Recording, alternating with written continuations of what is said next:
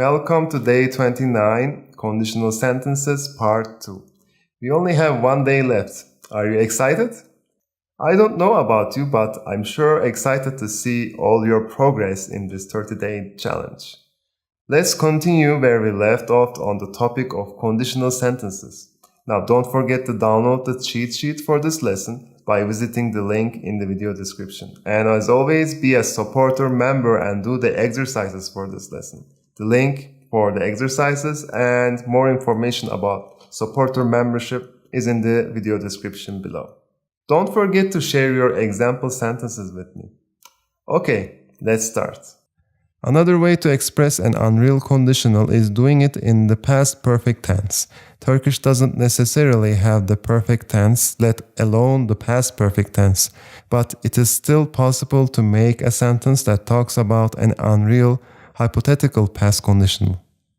We use the suffix seydi, saydı, to achieve a past unreal conditional followed by the personal suffix. The main clause is similar to how we use in the unreal conditional. The verb is conjugated in present simple with the past simple personal suffix. Be sure to follow the vowel harmony when selecting the proper seydi, saydı suffix. First, let's look at how some verbs are made into the past unreal conditional. Ben yapsaydım, sen gelseydin. O bulsaydı, biz yeseydik, siz üzülseydiniz. Onlar geçseydiler. Now, let's see some sentence examples. Bilseydim ona öyle davranmazdım.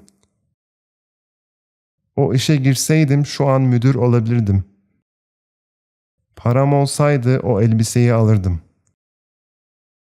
We can also add the modal suffix can, like in the second sentence example, to talk about a past possibility that could have occurred.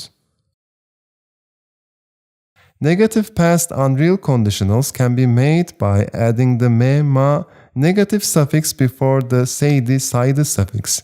First, let's look at how some verbs are made into the negative past unreal conditional. Ben yapmasaydım, sen gelmeseydin, o bulmasaydı, biz yemeseydik, siz üzülmeseydiniz, onlar gezmeseydiler.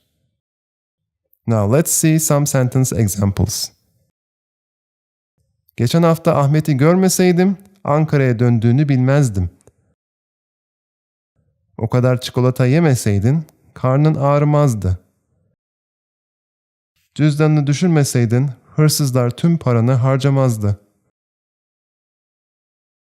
Below are the charts showing other kinds of conditional sentences you can make in Turkish.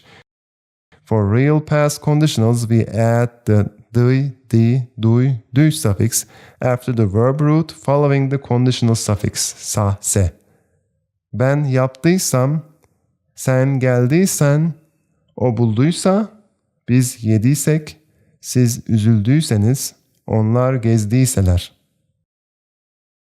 For real present continuous conditionals, we add the your suffix after the verb root following the conditional suffix sa. Ben yapıyorsam, sen geliyorsan, o buluyorsa, biz yiyorsak, siz üzülüyorsanız, onlar geziyorsalar. For the negative version of the real present continuous conditional, we simply add the me, ma suffix after the verb root following the present continuous suffix and the conditional suffix. Ben yapmıyorsam, sen gelmiyorsan, o bulmuyorsa, biz yemiyorsak, siz üzülmüyorsanız, onlar gezmiyorsalar. For future real conditionals, we conjugate the verb in the future tense, ecek, acak, and later add the conditional suffix in addition to the personal suffix.